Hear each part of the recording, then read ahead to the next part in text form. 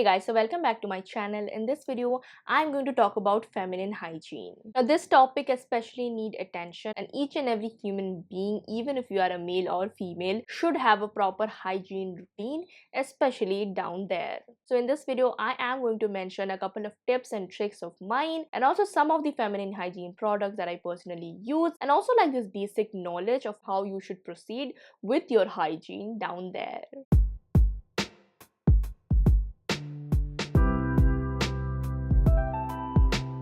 So hey guys, if you are seeing this face for the very first time, hi, I'm Maitrayee Halder. I do make a lot of beauty related content, including a couple of content that I really like. So if you are into that genre, then do consider subscribing and hitting on that bell notification to get notified every time I upload. Also, do not forget to follow me in my social media accounts where I'm the most active, and you get to be a part of what goes into my videos, especially my Instagram, where I do a couple of live sessions to answer back to all of your skincare concerns.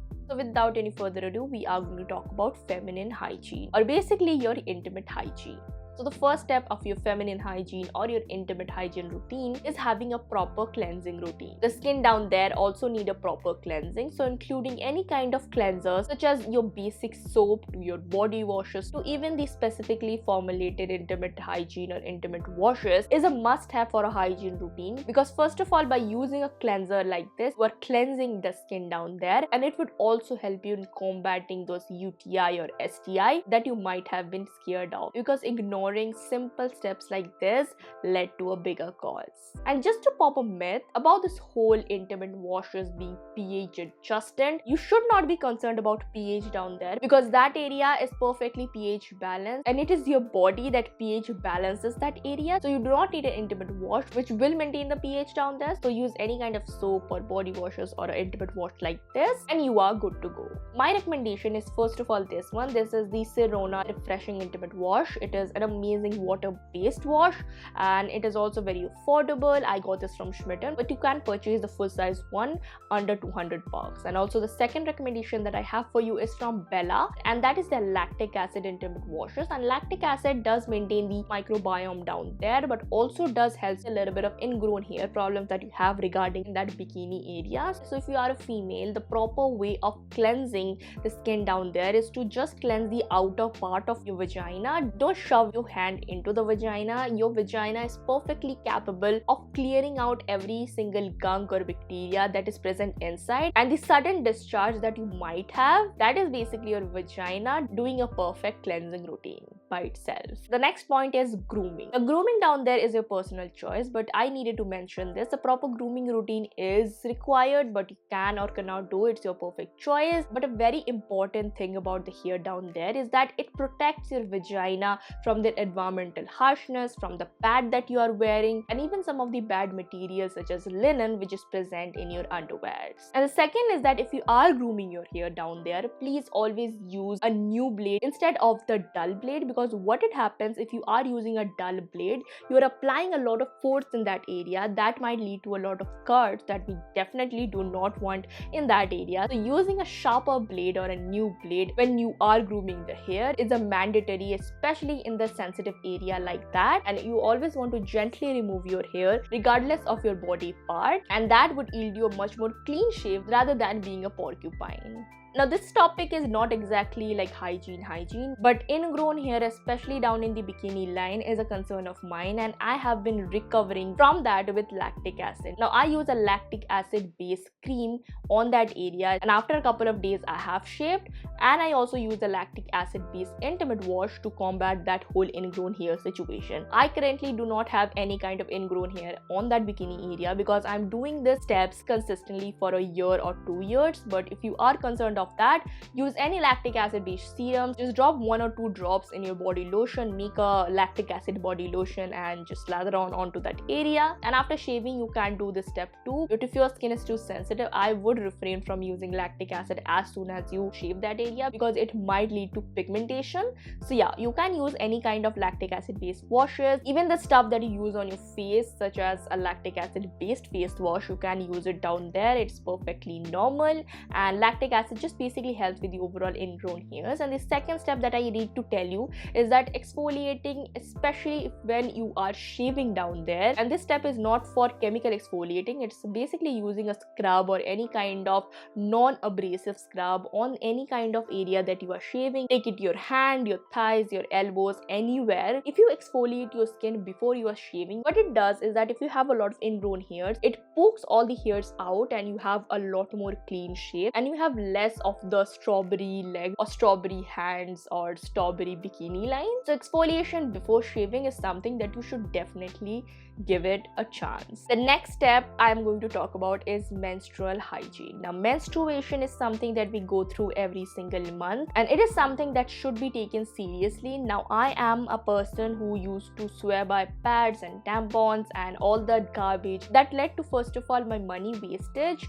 and second, not being environmental friendly. So I've switched completely to an environment friendly menstrual hygiene, and here is how you can do it too. First of all, use up all your menstrual hygiene products such as your pads, your tampons, your panty liners. The brands that we are familiar with is Whisper, so you can use up all of that and then save up a little bit of money, because these recyclable or these sustainable products do cost you a little bit more money.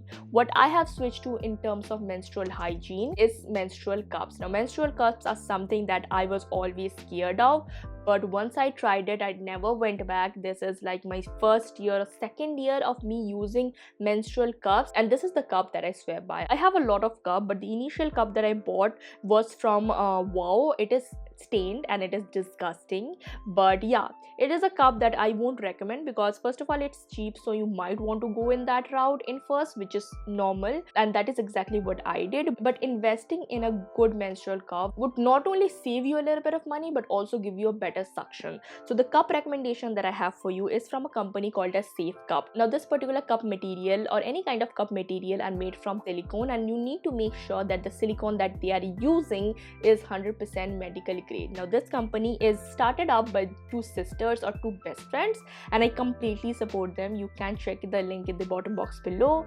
They're amazing, and I do have two products from them. The company is called as Safe Cup, and this is the cup size in medium. They do have three sizes. The large one has a greater diameter, so it's specifically for those person who has a larger opening, such as if you have delivered a baby or you're naturally born with a big one, which is amazing. But this size does comes in two different like cup sizes, so the small one and the medium one. Because I'm a heavy flow girl, I chose the medium one. This is an amazing cup, and the correct way of using any kind of cup, if you want me to do a video on that, but the correct way of inserting a cup down there is to first fold your cup, and the folding technique depends on you. What it happens is that when it goes down into your vagina opening is like this one, and suctions down there, and the blood that it collects, you can literally throw it out. And by doing this, you are first of all saving your money by not buying a huge truckload of pads, and second, you are much more environmentally friendly. Now, two things before investing in a menstrual cup. First of all is that you need to have a proper storage cleansing ritual for this cup. After every menstrual cycle, you need to boil this for about 10 minutes in boiling hot water, and then you want to store this cup. And second, after every time you use it, you want to wash this cup with a little bit of hand wash or a little bit of intimate wash, and then you want to insert that cup. And because this goes into your body, you might be scared of, but this is something I also convinced my best friend to do, and I think today she did it and she is happy. If you want to top notch your menstrual cup usage by a little bit, you can also invest in a product like this, because I'm using a colorless cup, and colorless cup are really important because you do face a lot of staining and the color might be bleeding. So I do not feel comfortable in using a lot of flashy colors menstrual cups. I use a basic simple white one. It will stain a little bit, but in order to help in the staining process and also a little bit of the odor process, you can buy a menstrual cup washed such as this one. Now, this is particularly a thing that you only need to wash once every month before you are boiling your cup. So wash your cup with this thing, then you want to boil and then store. So yeah, amazing product, going to last me for 2 years, and it's also very affordable. For 200 ml you pay something about 300 rupees. This cup is a little bit expensive. You can get a cup for like 200 or 300, but I recommend this one, which cost about 899 rupees, but it is going to last me for 5 years. So it's basically your take and your calculations, and whether you want to save a little bit of money in the long term or you want to save your money right now. If you are not into menstrual cup, it is perfectly fine, but what you want to switch on to are biodegradable pads. I do have a couple of recommendations in terms of biodegradable and literally comfortable pads which you won't find any difference in replacing it from the Whispers. These are a couple of favorites of mine. 3 brands that I am crazy about is first of all Carmesi. I am currently running out of it, so I do not have one to show, but Carmesi is one of the brands that I really love. The second is NUA and the third is Aza. Any kind of these biodegradable or the fancier sanitary napkins that would cost you literally the same always comes with a disposable packet. So after you have done using your pad, you can literally throw in this and you can dispose of. All of the packaging including the menstrual pad are completely biodegradable, so you are saving the earth and saving your vagina at the same time. They are the most comfortable pad that I've ever used in my life. Sometimes when I have heavy flow and I'm going to a occasion which will last about 8 to 12 hours, I also pair my menstrual cup with a little bit of protection such as this one. The menstrual cup is something that would last you easily for 8 to 12 hours, even more than that, but a pad is something that you should always replace after that 3 to 6 hour mark, especially if you are using the toxic ones such as the Whisper and stuff.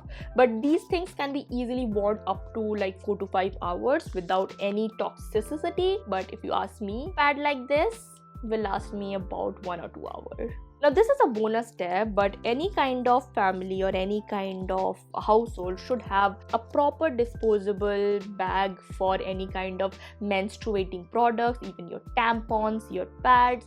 These are basically biodegradable garbage bag. It is from a company called as Be Safe, and these are basically like resealable bags. So you just take off this and then you can reseal it. You can keep it for about a week or 1.5 weeks depending upon how much you are menstruating. So you might be concerned about the breaking down of your garbage bag, because some of the garbage bag does decompose when you are putting the garbage on it. It does last me for about 2 weeks to be precise, so you can happily store your used menstrual things in this and then you can safely dispose it.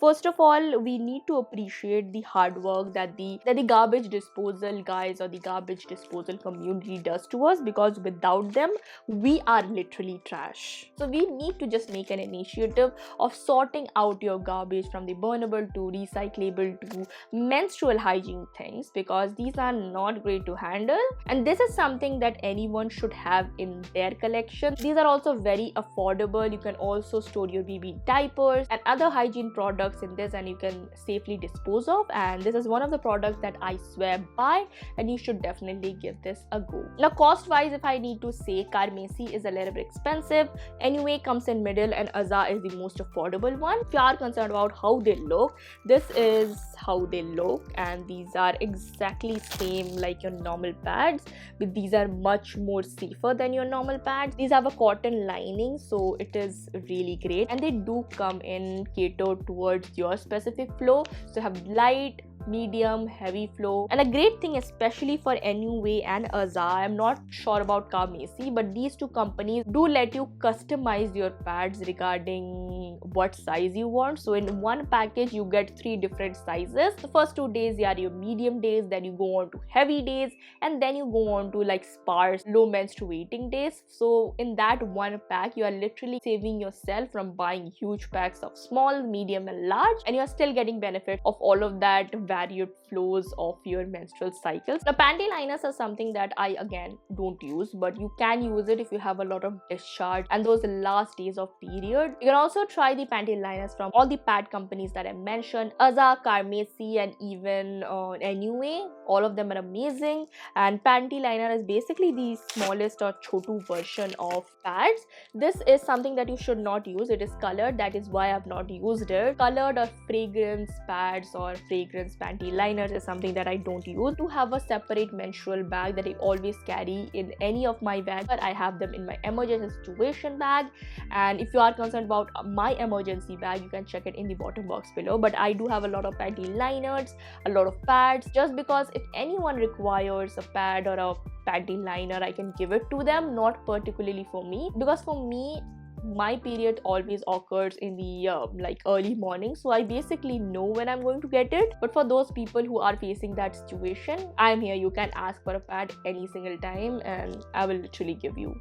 The next step is using a toilet paper correctly. Now, if you are using a toilet paper, this step is the most important step, and this is the reason why people get STD and UTIs in the first place. The correct way of using toilet paper is to separate toilet papers for wiping down both the front part and the back part. You do not want to mess those part and use that same thing back to front. If you are peeing, you can use it from front to back, but on the other times you should not ever go from back to front, because the bacteria which are present in the back might give you UTI in the front. So yeah, never use it from back to front, but from front to back. The next step is to always use breathable underwears. The stuff that has linen and nylon, please do not use it. It would literally cause rashes down there. So always use like breathable materials such as cotton, which is my favorite. And this will not only help you in maintaining a proper situation down there, but also making you less uncomfortable. Now the last step that I have for you is to maintain a proper cleansing routine, especially after the intercourse or after sex. Because what happens, some people often forget have a proper cleansing routine after the intercourse or sex, and that might lead to a lot of UTI and STI problems, which we certainly do not want. And having a proper cleansing routine is really important, and a proper and natural way of cleansing your intimate area is to just pee after having an intercourse or sex, which is normal, and your body basically just gushes out all the bacteria from down there. And also, so if you do pair it up with a good intimate wash or a soap or a body wash, it will take care of the excessive bacteria that was present, and it yields you a much more better result in terms of intimate hygiene. So hey guys, that was my video on feminine hygiene. I will make a couple of more intimate hygiene or feminine hygiene video, including the proper using of menstrual cups and other things. So if you are curious about that, like this video, comment down below if you have any other queries regarding menstrual hygiene or intimate hygiene. Share this video to any of your friends who is concerned of menstrual hygiene and what the heck is intimate hygiene. And lastly, subscribe to my channel, hit on that bell notification, and I will see you in the next video. So bye bye and take care.